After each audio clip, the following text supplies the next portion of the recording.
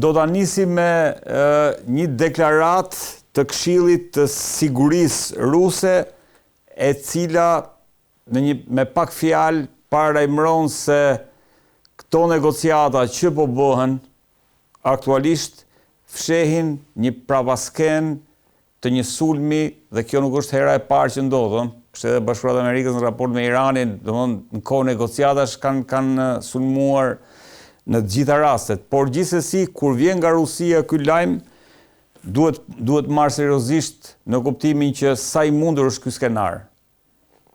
Po, besoj që asnjë gjë të re nuk ka në këtë deklaratë të Këshillit të Sigurisë Rusisë.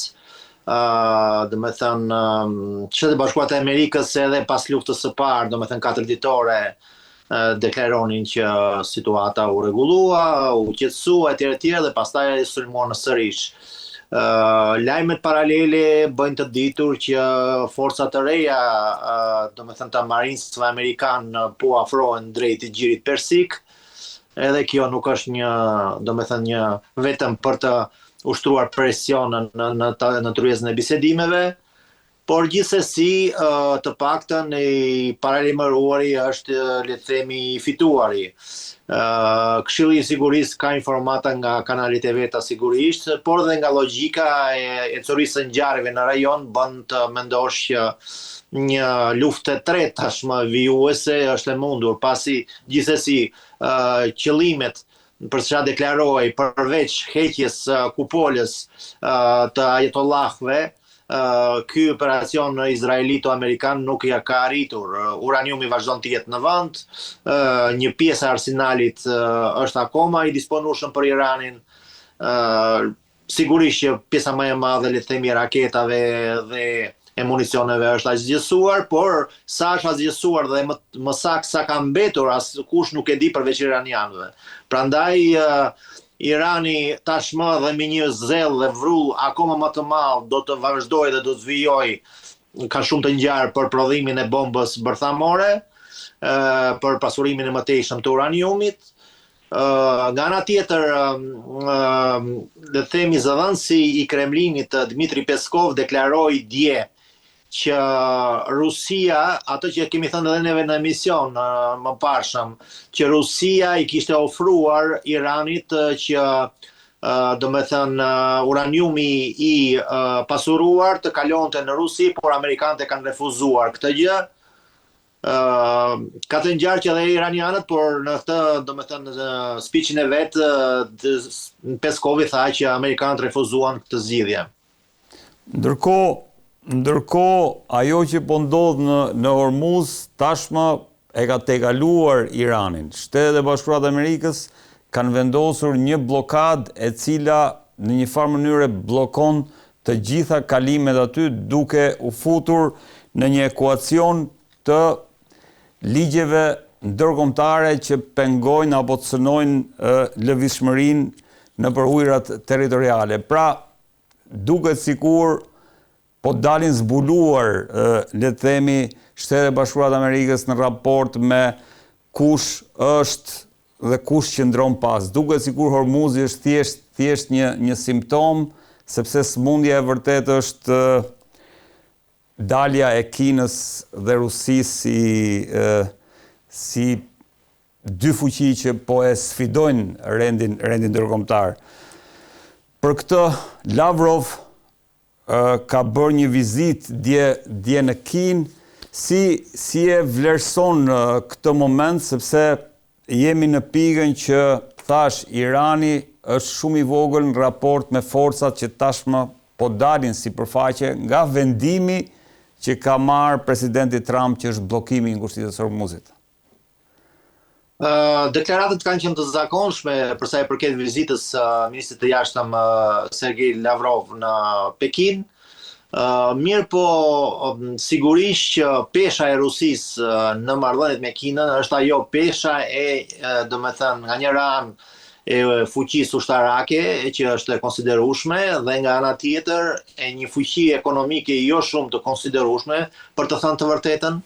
për të krahasuar për shembull për nivelin e shkëmbimeve tregtare të Rusisë me Kinën, Rusia zë një vend që do habiteni, do me thënë në për sa i përket sasisë së mallrave të shkëmbyra, në mes të Vietnamit që ka më tepër shkëmbime mallrash me Kinën se sa Rusia dhe Tajlandës. Pra, në këtë nivel është bashkëpunimi, le të themi, tregtar mes Rusisë dhe Kinës, po të flasim për shifra.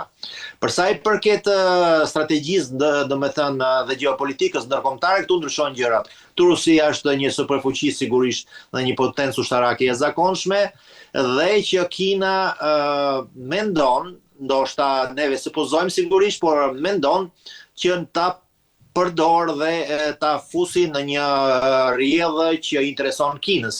Nga ana tjetër, Rusia koordinon veprimet e veta me Kinën për të pasur një farë mënyre për të ruajtur status quo-n dhe për mos qenë më e dobët karshi trysnisë së madhe të jashtëzakonshme që këto 4 vitet e fundit ka karshi botës perëndimore, përfshirë dhe Shtetet Bashkuara të Amerikës. Pra, po më thua që Rusia, pavarësisht lidhjeve që ka me Kinën, Rusia është në kursin e saj në këtë histori. Në një farë mënyre mund ta quajmë dhe kështu, por nuk do të përdorja fjalën kurth, por de facto Rusia është e zënë deri në vesh me Ukrainën sigurisht. Nga ana tjetër, kur presidenti Trump deklaroi që pret nga pala kineze që ajo të mos furnizoj Iranin me municione dhe me armë ushtarake, do me thënë, kjo tregon që Rusia nuk e bën këtë gjë sepse do ta thoshte edhe për Rusinë. Të paktën në informatat që ai ka, disponojnë këtë gjë. Nga ana tjetër, doli një rebus, u zgjidh një rebus relativisht i vjetër se si iranianët ishin në gjendje të godisnin me pikmëri bazat ushtarake amerikane, dhe kam një telefonat këtu dhe nuk e di se dëgjohem apo jo. Po, dëgjohesh. Edhe do me thënë situata është e tillë që Irani kishte bler Sputnik ushtarak kinez që i ka tashmë të pronës së tyre, prandaj ai vazhdon të ndjekë, do me thënë, lëvizjet dhe themi trupave amerikane, të aeroplanbajtësve, të anijeve, por edhe të, le të themi, të aleatëve të në gjirin persik. Pra, është vetë Irani disponuesi Sputnikut të blerë nga Kina tashmë, me mos gabojmë një shumë me 3 milion pikë sa dollar, do me thënë diçka e tillë, mos gaboj, për shifrë mund gaboj, por që është, do me thënë, fakt tashmë i ditur, i shitur pra nga Kina. Ky Sputnik ishte hedhur nga Kina në kosmos dhe më pas është shitur Iranit. Kjo është, do me thënë, thelbi i kësaj situate. Nga ana tjetër, Rusia e ka ndihmuar Iranin në anën logjistike, në anën humanitare, shumë avion të ngarkuar me ndihmë humanitare kanë shkuar drejt Teheranit dhe presidenti Pezeshkian i shprehu falënderim Putinit në mënyrë të hapur, pra, për dhe duke nënvizuar pikërisht ndihmën humanitare. Pra nuk ka ne themi një ndihmë ushtarake të Rusisë për Iranin, të paktën nuk rezulton në mënyrë të hapur. Për zbulimin strategjik, vetëm media ka folur në fakt. Po. Ato goditjet me përpikmëri që janë bërë për shkak të zbulimit strategjik që është ofruar qoftë nga Rusia, qoftë nga Kina. To janë thash çka diskutohet në media, por jemi në këtë pikë, Misha, në pikën që Shtetet Bashkuara, domthonë Irani bllokoi ngushticën, Shtetet Bashkuara të Amerikës bllokuan bllokimin e ngushticës. Tani më kemi edhe një lajm tjetër që vjen nga Garda Revolucionare, e cila parajmëron se nëse shkohet në këtë kurs dhe nëse Shtetet Bashkuara të Amerikës vazhdojnë në këtë kurs, ne do të mbyllim atë që konsiderohet Bab el Mandeb, që është rruga që kalon për tek kanali Suezit. Regjia duhet ta kem hartën. Pra, për shkallëzimi sa vjen edhe rritet, sepse edhe aeroplanbajtësja George Bush që është nisur për të monitoruar pikërisht bllokadën e ngushticës Hormuzit, edhe ajo po kalon, domethënë, nga poshtë, sepse s'kalon dot pikërisht këtu pas meje tek Bab el Mandeb. Po, pikërisht sepse Irani bile së çuditshme që deri tashti si ka përdorur akoma forcat e veta proxy në Yemen, Houthi, se pikërisht Bab el Mandebi është përballë Yemenit dhe është Yemeni që de facto mund ta kryejë, kuptohet që mund të ketë edhe trupa iraniane aty që do ta mbështesin, por është përballë, domethënë kam shqyr zotit le të themi që gjeografinë e kam studiuar dhe më pëlqen dhe mbaj mend që në shkollë ngushticën e Bab el Mandebit, aty afër është dhe briri i Afrikës, biles edhe Somalia dhe të gjitha këto domethënë, por problemi janë Houthi për amerikanët dhe për mbar lundrimin ndërkombëtar, sepse ajo mund të mbyllte hyrjen në detin e Kuq dhe mëtej nuk anijet nuk vijonin dot nga kanali i Suezit edhe mëtej.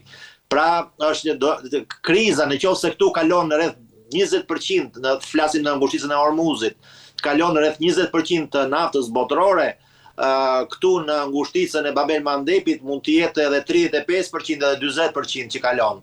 Dhe do të ishte një katastrofë e jashtëzakonshme. Nga ana tjetër, një gjë inkurajuese për botën dhe më pak inkurajuese për Rusinë është një shenjë e tillë që Shtetet e Bashkuara të Amerikës riaktivizuan sanksionet ndaj Rusisë. Kjo tregon që në administratën amerikane, të paktën kështu le të lexoj, që nuk presin më anashkalimin të situatës me energjetikën botërore, me naftën dhe gazin botëror, pra sepse ky le të themi instrument rregullimi që si tenxhere me presion mund ta themi, e përdornin domethënë faktorin rus për shitblerjen e naftës dhe kur kanë tashmë që kanë rivënë le të themi sanksionet ndaj Rusisë, kjo tregon që ndoshta së shpejti situata do rikthehet në një rrjedhë më të qëndrueshme.